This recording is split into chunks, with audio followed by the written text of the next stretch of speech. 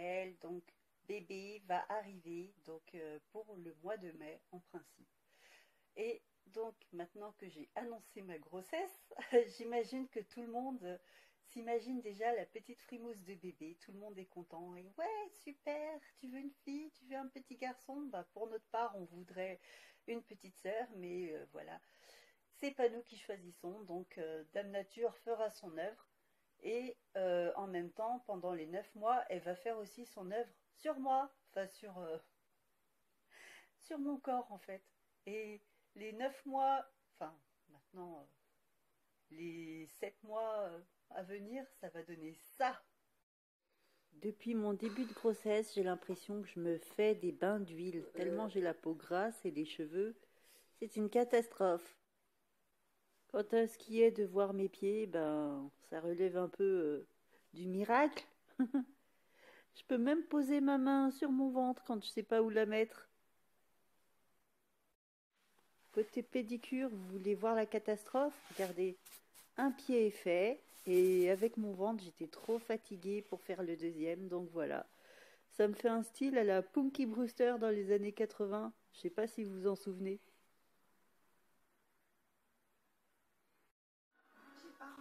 On recommande souvent aux femmes enceintes de fractionner les repas, donc en gros, ça donne à peu près ça.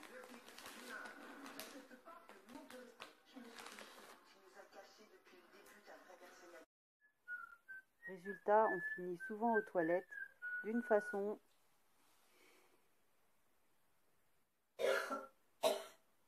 ou d'une autre, mais en tout cas, c'est jamais agréable. On en parle du côté vestimentaire, alors déjà que dans les rayons maternité, femme enceinte, il n'y a pas beaucoup de choix, mais si en plus il faut que je me rachète un manteau parce que celui-là, j'arrive plus à le fermer et pourtant je n'en suis qu'au début de ma grossesse. C'est désespérant.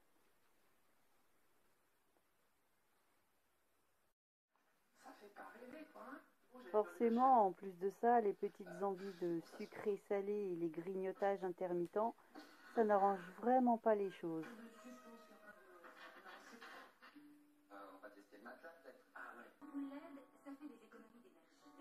En tout cas, en général, en début d'après-midi, quand j'ai bien grignoté, je ne fais jamais long feu et je m'endors comme une marmotte. Et merci les hormones qui me rendent impatiente. Côté frigo, quand j'ai pas le courage de faire les courses, il reste pas grand chose pour moi à grignoter. Le saucisson, c'est même pas la peine. La charcuterie, pareil. Ça, qu'est-ce que c'est? Du prosecco, non, pas d'alcool, vraiment pas. Même pas une goutte, je ne céderai pas. Et par là-haut, fromage de brebis, non, c'est pas ma tasse de thé.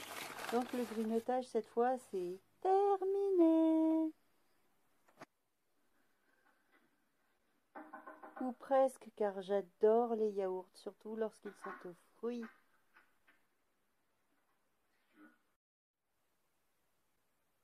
Forcément, quand vient l'heure du coucher, bah, vive les désagréments. Donc en général, ce sont des brûlures d'estomac, des aigreurs d'estomac. Bref, j'ai toujours le sommeil entrecoupé. Et ma foi, c'est vraiment pas agréable du tout.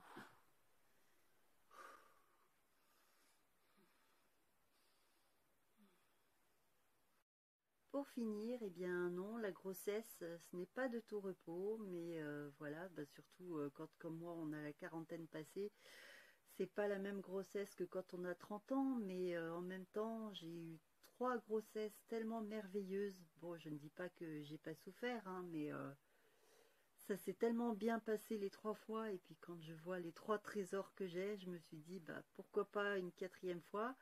Et puis ma foi, une fratrie de 3 frères et sœurs, il manque quand même un petit quelque chose. Et bon, bien que j'espère une petite fille, voilà, ce quatrième petit enfant complétera la famille. Et franchement, moi pour ma part, il est très attendu. Et avec ses frères et sœurs qui sont déjà magnifique, la maman qui jette des fleurs, qui se jette des fleurs à elle-même.